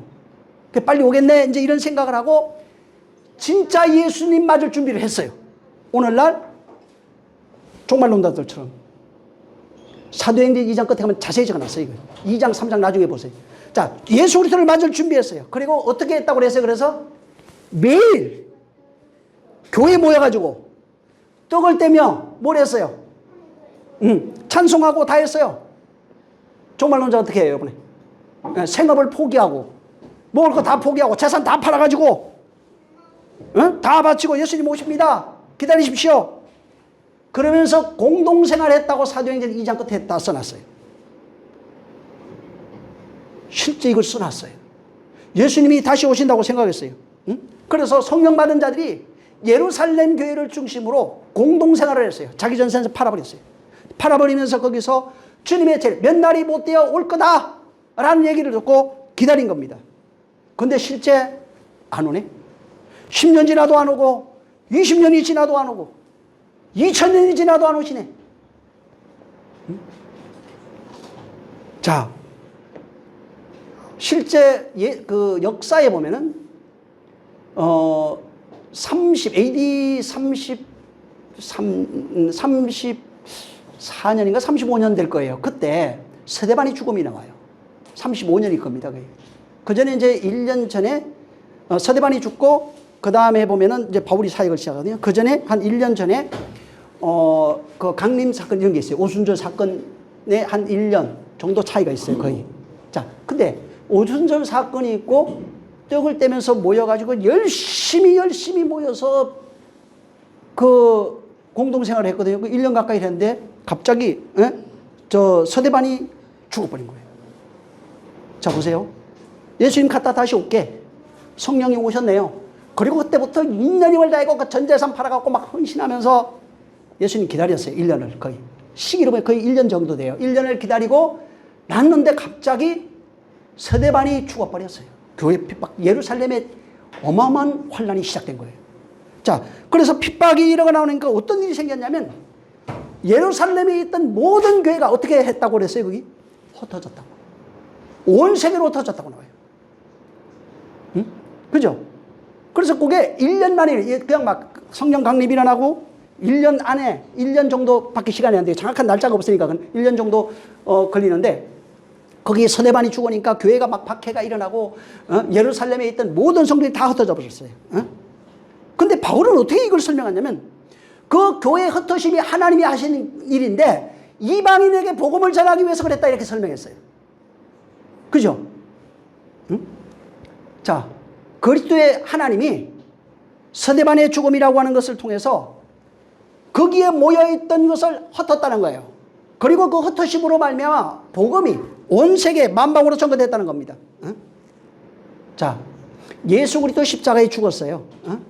그 다음에 죽고 부활이라고 하는 개념이 그분과 하나 되는 것이라고 그랬잖아요. 그의 영으로 말미암아 진리의 영으로 다시 살아난 그 영을 말하는 거예요. 자, 그걸 파루시아라고 하는 사도행전 2장 성령 강림 사건으로 교회에 그분과 하나 돼버렸어요. 자, 이게 부활이라고요. 예? 근데 이게 다시 오심인 줄 못 깨닫고 이 사람들이 뭘 했냐면 공동생활을 한 거예요. 사도행전 2장에 나오는 성령 강림 사건이 교회에 임하시는 하나님의 약속, 강림 사건이었다고요. 다시 오심이라고 하는 그 사건이에요. 그 사건을 깨닫지 못하고 어떻게 깨달았냐면 육신으로 오는 걸 생각해서 공동생활하고 전재산 팔아갖고 공동생활하니까 하나님이 예루살렘에 서대반의 죽음을 필두로 해가지고 예루살렘에 핍박이 일어나는 거예요. 여러분 환난, 고난, 핍박, 전쟁 일으키는 거 나오죠. 사사기도 나오죠. 하나님이 여기에 있던 로마 사람들을 끌어다가 여기 놓고 이 사람들 저 환난 가운데 집어넣어 버린 거예요. 그러고 나니까 어떻게 되냐면 그렇게 한 이유가 뭐라고요? 이 온 세상에 복음을 전하기 위해서 그렇게 한 거라는 겁니다. 이 세상에 그리스도의 영을 전거하기 위해서 그렇게 한 거예요. 다시 오심을 깨닫지 못하니까 그냥 전재산 팔아가고 기다렸어요. 다시 오심을 깨닫지 못하니까 서대반을 순교시켜 버렸어요. 그 다음에 그리고 순교하는데 그걸 봐버린 거예요. 그는 서대반은 봐라 하나님 우편에 서 있는 그리스도를 봤다는 거예요. 이게 하나님의 뜻이라고요. 죽는 것이 하나님의 뜻이고 핍박이 일어나는 게 하나님의 뜻이고 하나님이 하시는 일이라고요. 강림을 알지 못하니까 그 예루살렘 핍박을 통해서 다 흩어지고 뭐라 한 거예요? 그 영을 강림했잖아요. 그리스도의 영으로 강림했잖아요. 오순절에 이 영을 너희만 갖고 있지 말고 모여있지 말고 가서 전해주라고. 그게 예루살렘 핍박 사건이에요. 그래서 다른 의미로서 하나님의 영이 성령이 우리에게 임하시는 그런 내용을 강림 파루시아라고 해요. 그분이 임재하시는 것을 파루시아예요. 그래서 파루시아가 되면 어떤 내용이냐면 땅끝까지 이르러 내 복음을 전거하라. 마태복음 28장 있잖아요. 이걸 이루어진 거예요. 성령이 오셔야 땅끝까지 이르러 내 정인이 될 수 있는 거예요. 자, 그래서 너무 많이 가네. 자, 그리스도의 십자가, 거기에 죽음과 부활과 성천, 그 다음에 강림이라고 하는 이 내용이 압축되어 보여지는 장소가 바로 모리아입니다. 이걸 볼 수 있어야 돼요. 은혜의 장소인 모리아예요. 그래서 십자가가 모리아예요. 모리아는 바로 십자가예요. 자, 그 다음에 끝에 이것을 가리켜서 뭐라고 선언하면 여호와 이레 얘기한 겁니다. 여호와 이레가 뭐 여호와가 준비했다 이거라고 하잖아요. 우리 먹을 거 준비했다가 아니고 죽음, 부활, 성청, 강림을 볼 수 있는 모리아산 이 십자가의 의미와 내용을 준비하신 장소가 바로 여호와 이레라고요. 여호와가 보이신 곳이 바로 그거예요. 여호와가 나타내신 것이 바로 여호와 이레 모리아라고요. 모리아를 통해서 여호와가 준비하셨다고요. 뭘 준비했어요? 죽음, 부활, 성천, 강림이라고 하는 모리아 십자가 사건의 내용과 의미를 거기에서 준비해 놓으시고 그것을 우리에게 나타내시고 보여주신 겁니다. 그래서 여기 보다 할 때 봄이라고 하는 게 보다는 게 이게 성경에서 말하는 봄은 하나님의 영으로 보는 것이라고 해서 호라오라고 그랬잖아요. 라라고 하는 단어는 보는 거예요. 근데 어떻게 보냐고요? 영으로 보는 거, 성령으로 보는 상태. 그걸 호라오라 이렇게 얘기하는 겁니다. 그래서 호라오는 뭐냐면 하나님의 보여주심을 통해서 보는 것을 호라오라고 그래요. 모리아산에서 호라오가 일어난 거예요. 하나님이 나타내심으로 보여주심으로 말미암아 우리가 볼 수 있는 것이 바로 호라오입니다. 그래서 거기에서 하나님이 보여주시고 나타내셨는데 보니까 죽음 속에 내가 있는 거예요. 부활 속에 내가 있는 거예요. 그 다음에 성천 속에 내가 있고 강림 속에 바로 내가 있는 거예요. 그래서 여기 2장 9절부터 하나님이 아브라함에게 일러준 그 장소에 모리아 산에 갑니다. 거기 제단을 쌓고 나와요. 1절에 보면은 엘로힘이 그렇게 한 이유가 아브라함을 시험했다는 거예요. 그래서 2절에 가면은 아브라함을 엘로힘이 시험하고 2절에 지난번에 얘기했죠. 여호와로 바뀌어요. 이게 뭐냐면 엘로힘은 로고스예요. 그냥 여호와는 레마를 얘기를 해요. 2절부터는 아브라함 안에서 일어나는 이야기예요. 거기에 성취되는 이야기예요. 아브라함 안에서 행하시려고 하시는 하나님의 이야기예요. 그래서 로고스는 하나님의 또 전체적인 뜻이에요. 이렇게. 그리고 바로 2절부터는 레마예요. 그 안에서 성취되어진 그 내용을 말하는 겁니다. 그래서 처음에는 1절에는 문자로 그냥 얘기한 거예요. 그 다음에 2절부터는 내용으로 말하고 있는 겁니다. 내용과 의미, 뜻으로 말씀하고 있는 겁니다. 우리 저 6월절 알잖아요. 애굽에서 6월절을 지키라고 그랬어요. 그리고 6월절을 지키면서 뭘 지킨 자들이 홍해를 건너갑니다. 건너가면서 뭐래요? 광야 시험을 거치잖아요. 그 다음에 광야 시험을 통해서 뭘 알아요? 하나님의 말씀을 거기서 배우고 익히고 그 가르침을 받는 겁니다. 그 광야에서 하나님의 말씀이 의미와 내용이 무엇인지를 깨닫게 하는 것이 광야 시험이에요.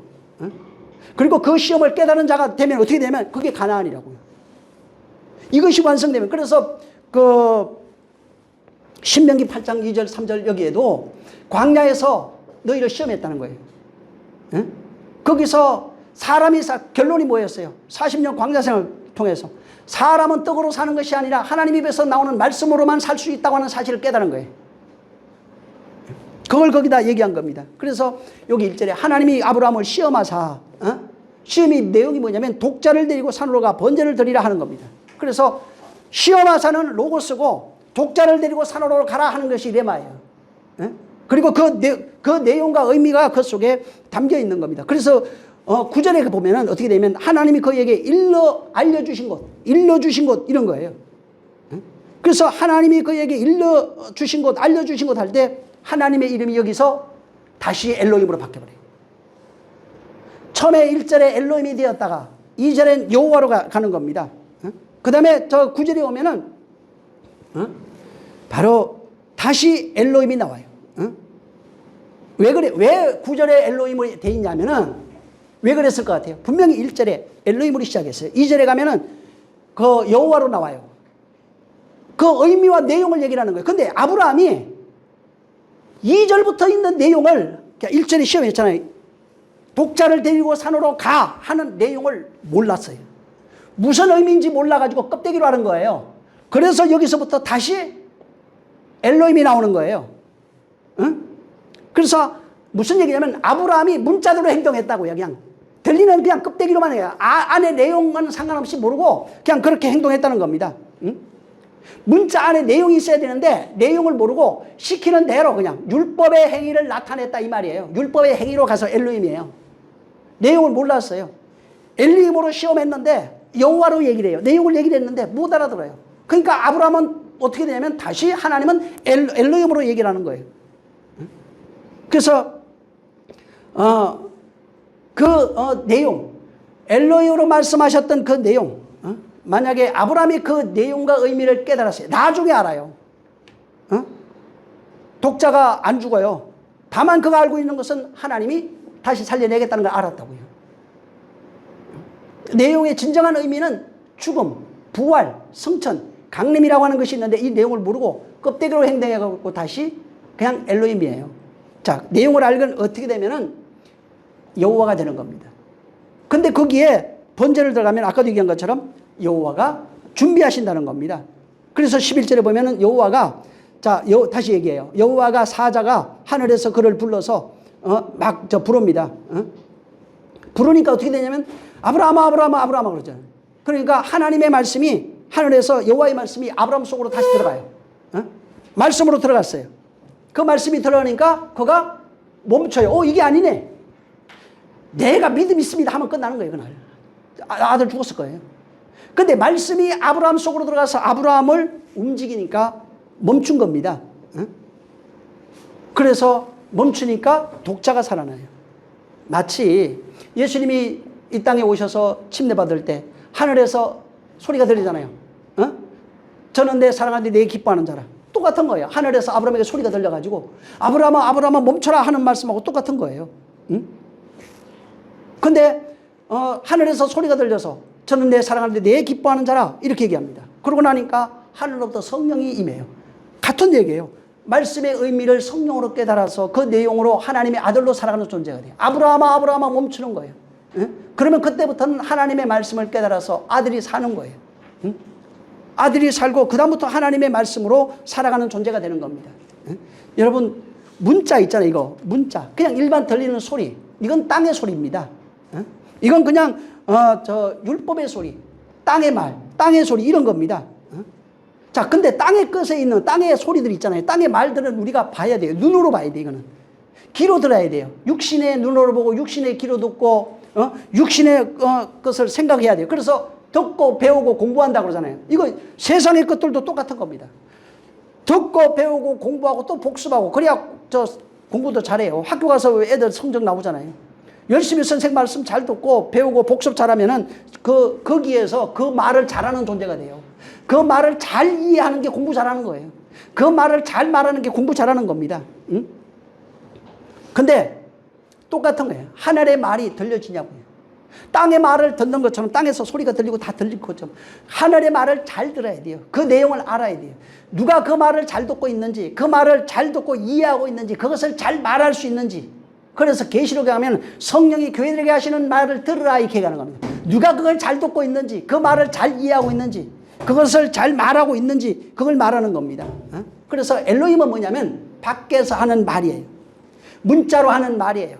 세상에 들리는 그런 소리들이에요. 하나님이 지금 밖에서 하는 말, 소리, 이야기 있잖아요. 이건 그걸로 우리를 시험한다고요. 그래서 아브라함이 시험하는데 밖에서 들리는 소리들이에요. 밖에서 들리는 그런 말들이고 밖에서 들리는 그런 이야기, 사건들 문자가 됐든 이야기가 됐든 소리가 됐든 글이 됐든 상관은 이게 전부 다 하나님이 우리를 시험하사 그걸 통해서 우리를 시험하사 우리에게 말하는 겁니다. 근데 성령이 오시면 여호와가 오시면 사건들을 풀어준다고요. 말을 풀어준다고요. 이야기를 율법 안에 담겨있는 내용을 진리로 해석해 준다고요. 그게 레마예요. 율법이 율법으로 보이면 여전히 엘로힘이에요. 근데 율법의 내용이 사건, 이야기, 말 이런 거 있잖아요. 역사, 여기도 전부 다 역사 이야기 많잖아요. 이게 사건들. 이게 전부 다 성령으로 풀어지면 레마가 된 거예요. 레마가 되면 진리라고 그래요. 그래서 그 밖에서 들리는 말씀을 예수 그리스도의 말씀도 율법이에요. 그래서 예수 그리스도의 말씀 뭐라고 그러냐면 비유로 얘기를 했다고 그래요. 그리고 내가 하는 말을 너희가 알아듣지 못한다고 그랬어요. 또 일부러 비유로 한다고 그랬어요. 그리고 그 말은 땅의 소리로 했어요. 근데 성령이 오시면 내가 한 말을 생각나게 되고 가르칠 것이고 너희가 깨닫게 된다 이렇게 얘기한 겁니다. 근데 그래서 예수님이 지금은 내가 한 말로 인해서 너희가 시험을 당한다는 거예요. 그래서 내가 온 것은 환난을 주기 위해 왔다는 겁니다. 핍박을 주기 위해서 시험하기 위해서 왔다는 겁니다. 근데 성령이 오면은 내가 한 말을 어떻게 된다고요? 다 깨달아요. 그래서 지금은 내가 한 말을 알지 못한다는 겁니다. 나중에 요한복음 10장 6절 16장 25절 여기 한번 읽어보세요. 때가 이르면 그때 밝히 알게 돼요. 지금은 너희가 하는 것을 내가 하는 말을 알아듣지 못해요. 시편 78편 1절 이하에도 보면은 1절, 2절 이하에 그가 입을 열어서 전부 다 감추었던 것을 드러내요. 율법으로 처음에 말하는데 나중에 감춘 것을 드러낸다고. 언제? 성령이 오시면 광야에 시험하잖아요. 6월절을 애굽에서 지키고 광야에 나서 하나님이 그를 시험합니다. 광야에서 율법이 떨어졌어요. 그 율법이 시험하는 말이라고요. 광야에서 저희를 시험했다고 그랬잖아요. 신명기 분명히. 율법이 다 시험한 거예요. 십계명이 다 시험한 거예요. 시험한 말이에요. 근데 광야에서 떨어진 그 말이 시험하는 말인데 그 내용과 의미를 알면 그게 가나안이라고요. 그래서 그 내용과 의미를 알고 그 말씀에 이끌리는 자를 가나안으로 이끌고 가는 겁니다. 다른 말로 얘기하면 성막이 있어요. 성막 안에 성소가 있는데 자 거기에 뜰에서 희생제사가 있어요. 희생제사의 의미와 내용을 알면은 성막 안에 성소가 있는데 성소에 담겨있는 기명들이 이렇게 있어요. 기명들이 뭔지 안다고요. 은혜 받아서 그 안에 들어가면 거기에서 왜 메노라가 있고 떡상이 있고 왜 거기 12개를 해놨고 거기에 왜 향단을 피워서 끊임없이 하나님이 험량하신 향을 피우게 했는지 이 내용을 알게 된다고요. 애굽의 사건을 알면은 광야 사건을 알고 광야 사건을 알면 가나안을 아는 이 내용으로 뜰의 이야기를 알면은 은혜가 뭔지를 알면은 그 안에 들어가서 은혜를 통해서 하나님이 하시려고 하는 그 일들의 내용에 성소에서 만들어지는 하나님 만드시려고 하는 내용을 알게 되고 그 만들어진 내용을 알면 지성소에서 일어나는 일들이 무엇인지 하나 되어짐이 무엇인지를 알게 된다는 것입니다. 그래서 지성소에 있는 자는 성소 안에 있는 기명들의 이야기를 전부 다 알아요. 그냥 성소에 있는 자는 밖에 뜰에 있는 이야기를 그냥 안다고요. 그게 무슨 의미를 가지고 있는지. 그래서 그 내용이 풀어졌잖아요. 성소에서 풀어지면은 그냥 뜰에 있는 내용이 다 이미 통과한 거예요. 지성소에서 이미 저 내용이 다 풀어졌잖아요. 그 안에 있는 성소의 내용이. 그러면 이미 성소를 통과한 거예요. 성소 안에서 하나님과 하나됨이 무엇인지 알게 되면 이제부터는 외치는 게 뭔지 안다고요. 말하는 게 뭔지 안다고요. 만약에 광야에서 광야 시험의 내용, 율법을 준 이유를 모르잖아요. 계속 광야에서 뺑뺑이 하는 거예요. 그냥. 내용을 모르면 그렇게 될 수밖에 없어요. 그래서 그 요한일서 4장에 여기 보면 4장 15절에 예수를 하나님의 아들이라 시인하면은 하나님이 그 안에 거하시고 그도 하나님 안에 거한다고. 시인이라니까 입술로 예수 믿습니다 이 얘기가 아닙니다. 이게. 그 다음에 5장 12절에 아들이 있는 자에게는 생명이 있고 아들이 없는 게 생명이 없어요. 그냥. 시인이라고 하는 것 자체가 하나됨이에요. 그 아들의 내용을 가지고 있나고요. 여러분 어린 양과 하나님의 이름으로 쓴 그 이마에 쓴 거 나오잖아요. 그러니까 그 이런 어린 양과 하나님의 이름으로 쓴 게 뭔지 나 얼마 전에 누가 보니까 썼더라고 거기. 예? 우리가 보이지 않는 예수라고 하는 도장 찍어놨다고. 말도 안 되는 얘기예요. 바울은 어떻게 해석했냐? 신비의 하나님의 말씀이 기록되어졌다 이렇게 썼어요. 그게 하나님의 이름과 예수 그리스도의 아들의 이름이에요. 에? 하나님의 말씀이 신비에 새겨진 상태가 되지 못하면은 그분과 상관없는 자들입니다. 그래서 여기 아브라함에게 지금 100세의 아들을 낳잖아요. 굳이 또 100세에 줘요 보면. 100세에 하나님이 굳이 줘서 이게 뭐냐면 율법이 완성되어졌다 이런 의미거든요. 100으로 완성되어졌다. 그래서 완성된 내용을 어떻게 아브라함의 완성된 내용이 바로 이삭이에요. 그래서 이런 모습으로 써놓은 겁니다. 그래서 우리도 마찬가지인데 우리가 완성된 모습으로 아브라함의 완성된 모습이 우리 모습이에요 또. 그래서 이삭이라고 하는 아들이 있어야 된다고요. 그래서 우리도 똑같이 이삭이라고 하는 아들이 있어야 되는데 그 아들은 어떻게 주어지냐면 하나님의 영으로 주어지는 거예요. 하나님의 호흡 이렇게 해서 하나님의 영으로 우리 안에 주어져서 그 아들이 우리 안에 잉태되면 그 아들로 말미암아 살아가는 존재가 되는 거예요. 그걸 창세기 3장에는 여자가 아들을 낳으리니 아들로 말미암아 해산의 수고를 겪어서 자유한 자가 되는 겁니다. 이걸 거기는 그렇게 얘기한 겁니다. 그래서 아들이 내 안에 있으면 생명이 있는 거예요. 아들이 없으면 생명도 없는 거예요. 요한일서 5장 그걸 12절에 얘기한 거예요. 아들이 있냐고요. 아들이 영이 너희에 있냐고요. 로마서 8장에 아들이 영이 있냐고요. 그리스도의 영이 있냐고요. 성령이 있냐고요. 하나님의 영이 있냐고요. 있으면 아들이라고요. 있으면 아들이에요. 아들이 없으면 아들이 아닌 거예요. 아들이 없는 거예요. 그러면 생명이 없는 거예요. 그러면 사망이에요. 아들이 있어요. 모르겠는데 죽으면 알지. 그러면 없어요. 응? 아들이 있는 자에게 생명이 있다고요. 그래서 생명은 누구라고 그래요? 예수 그리스도를 생명이라고 하잖아요. 그가 내 안에 들어와 있냐고요. 파루시아 했냐고요. 그분의 생명으로 말미암아 내가 생명이 있는 거예요. 그래서 그렇게 그 아들의 영으로 말미암아 나아진 존재의 나를 요한이라고 해요. 응? 하나님의 영으로 말미암아 나아진 존재를 요한이라고 하는 거예요. 그래서 하나님의 아들, 하나님의 영이 우리 안에 들어와서 우리가 그 아들의 영으로 말미암아 아들을 낳은 자가 되면은 그걸 그리스도가 내 안에 있다고 그러잖아요. 그걸 다른 의미에서 파루시아 강림이라고 그래요. 내 안에 아들이 있으면 강림이에요. 아들이 없으면 강림이 아닌 거예요. 파루시아는 그분의 영이 내 안에 있는 거예요. 그분의 영으로 우리가 살아가는 거예요. 여자가 그 남편의 씨를 받아요. 그리고 뱃속에 임신을 하게 됩니다. 임신하면 아들이 그 몸속에 있는 거예요. 아들과 그 여자는 하나입니다. 이게 아들이 내 안에 잉태된 거예요. 강림한 거예요. 다른 말로 얘기하면. 이게 이런 모습으로 해놓은 거예요. 우리에게 그리스도의 영이 육체는 자궁의 잉태가 돼요. 하나님의 영은 마음의 자궁의 잉태가 돼요. 마음이 자궁이에요. 하나님의 영을 받을 수 있는 자궁이 어디냐면 마음이에요. 인간은. 육신의 씨를 받을 수 있는 것은 태라고 그래요. 그래서 성경에는 둘 다 태라고 써놨어요. 하나님의 말씀을 받는 장소를 태, 자궁, 나라 이렇게 얘기했어요. 하나님의 말씀이 잉태되면 아들이 되는 거예요. 거기서 뭐가 있냐면 하나로 죽고 하나로 부활해서 하나로 그분의 강림을 경험하고 성천하는 모든 것들을 경험하는 파루시아가 그리스도의 성도 안에 이루어진 겁니다. 그래서 그분의 죽음, 부활, 성천, 강림이라는 것이 전부 다 내 안에서 이루어져야 되고 그 과정 속에서 나의 죽음, 나의 부활을 전부 다 같이 경험하는 겁니다. 그 상태를 그리스도의 생명이 잉태됐다고 그래요. 그 상태에서 그리스도의 영이 내 안에 잉태되었다고 그러는 겁니다. 그래서 나의 죽음이라고 하는 것이 나 죽었어요. 어떤 이야기를 얘기하는 것이 아니고 나의 죽음이라고 하는 것은 구원의 과정, 지금 죽음과 부활과 성천, 강림이라고 하는 그 과정이 내 안에 있느냐고요. 그리스도의 죽음, 부활, 성천, 강림이라고 하는 그 과정이 내 안에 이루어지고 있는 사람이 구원이에요. 아들을 잉태한 거예요. 백이라고 하는 아들로 우리가 낳은 겁니다. 그래서 그 말씀이 나를 장악하고 나를 인도하고 있는 거예요. 뭐가? 여자가 임신하잖아요.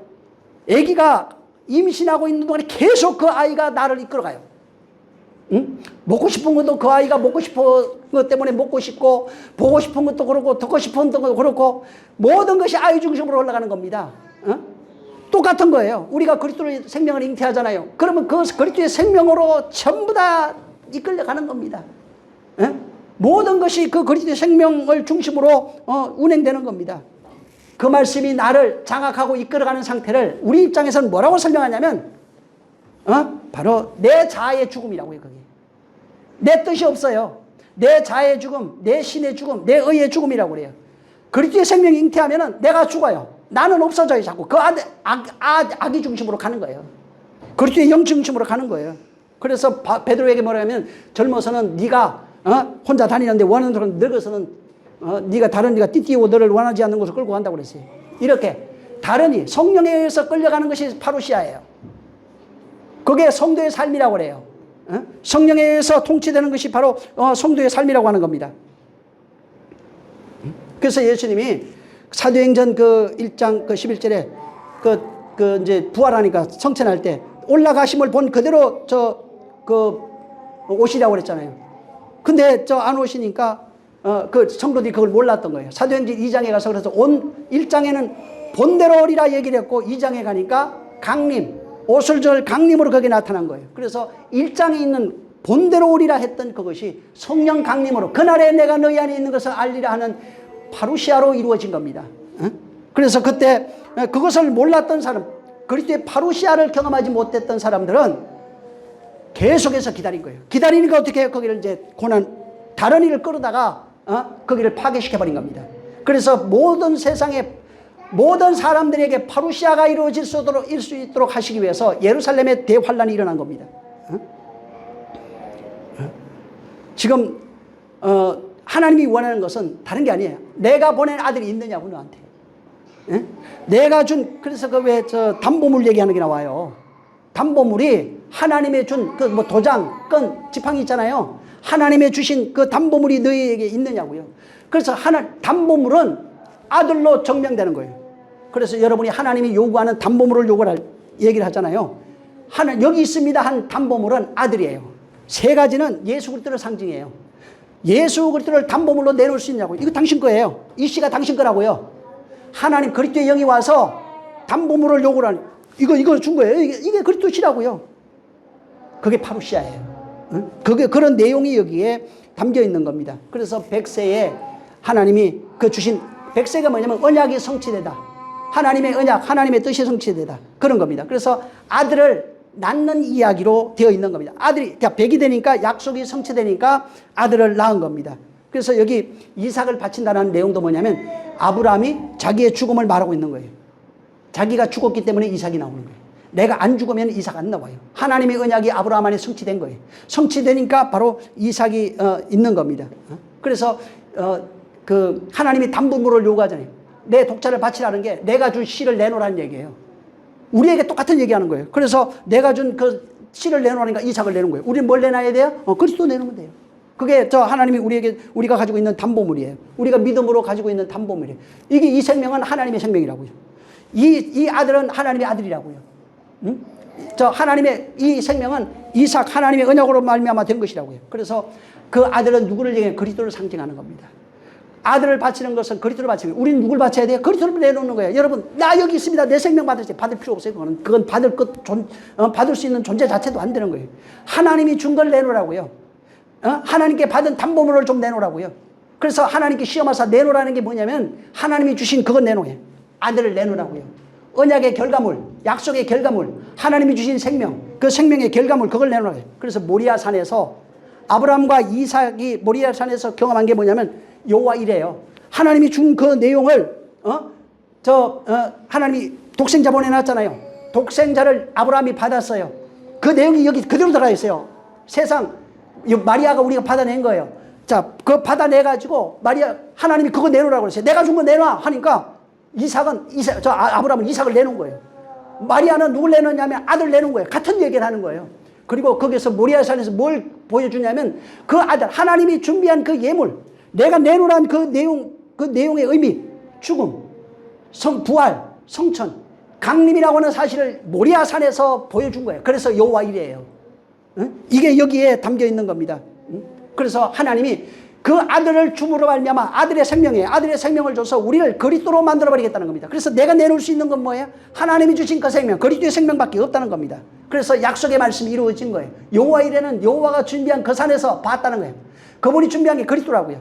그 그리스도를 생명으로 잉태해서 내가 그것을 하나님께 내놓을 수 있냐고요. 그게 생명이에요. 그걸 구원이라고 그래요. 그래서 십자가 안에서 하나님의 언약을 보는 자가 되면은 여호와 이레예요. 뭐 준비했습니다. 먹을 거 준비하고 집 준비했습니다. 이거 아닙니다. 그분이 준비한 내용을 네가 내놓을 수 있어. 그래서 시험하사 그거 내놔라. 오늘 지금 하나님이 얘기하고 있는데 이거 읽으면서 그거 안 하잖아. 하나님이 시험하사 내놓을 수 있는 게 내 생명 가져가세요. 우리 찬송 그런 거 있더라고. 막 감동돼갖고 찬양하는데 그거 아니라고요. 그거 내 생명 하나님 받을 필요도 없고 받을 것도 아니라고. 그건 쓰레기예요. 내가 준 내 생명 내놓으라고요. 아들이에요. 예수 그리스도예요. 기도하겠습니다. 마음이 급하니까 시간이 너무 많이 가서. 다음에 또 설명할게요. 이 시간 기도할 때 정말 하나님 담보물이 그거예요. 담보물 세 가지. 그거 몰라도 돼요. 그냥 예수 그리스도. 하나님이 주신 그 담보물은, 우리가 받은 담보물은 예수 그리스도예요. 아브라함이 받은 담보물은 이삭이에요. 생명이에요. 하나님의 아들. 때가 되면 기한이 이르면 아들을 주리라 하는 그 담보물을 받았어요. 진짜 아들 내놨어요. 그리고 그거 내놓으라는 거예요. 하나님이 받겠다고 하는 게 내 것이 아니라 당신이 준 거예요. 그거 없으면 생명 없어요. 구원 없어요. 이러한 여호와 이레의 내용을 우리가 알게 해달라고 기도합니다. 조신 하나님 감사합니다. 여호와 이레의 의미와 그 내용, 모리아산에서 여호와 이레, 하나님이 여호와가 준비하신 그 내용과 의미를 우리가 알았습니다. 이와 같은 역사, 정말 독생자를 통해서 죽음과 부활, 성천 강림이 무엇인지 안 자들이 여호와 이레 그 삶을 경험하고 이것을 증거하는 자로 살아가게 도와 주시옵소서. 하나님께서 함께 하시길 원하며 예수 이름으로 축복하고 기도했습니다. 하늘에 계신 우리 아버지여, 이름이 거룩히 여김을 받으시오며 나라에 임하옵시며 뜻이 하늘에서 이루어진 것 같이 땅에서도 이루어지리이다. 오늘날 우리에게 일용할 양식을 주옵시고 우리가 우리에게 죄진 자를 사하여 준 것 같이 우리 죄를 사하여 주옵시고 우리를 시험에 들게 하지 마옵시고 다만 악에서 구하옵소서. 나라와 권세와 영광이 아버지께 영원히 있사옵나이다. 아멘. 하나님 감사합니다. 성령이 역사해 주셔서 죄 말씀 받는 거룩한 심령들 되게 하여 주시옵소서. 정말 하나님 독자를 바칠 수 있는 자 되게 하여 주시옵소서. 내가 가진 독자는 그리스도밖에 없사오니 그러한 믿음 있게 도와주시옵소서. 자, 우리 모든 영광 하나님께 드립니다. 수고 많이 하셨습니다.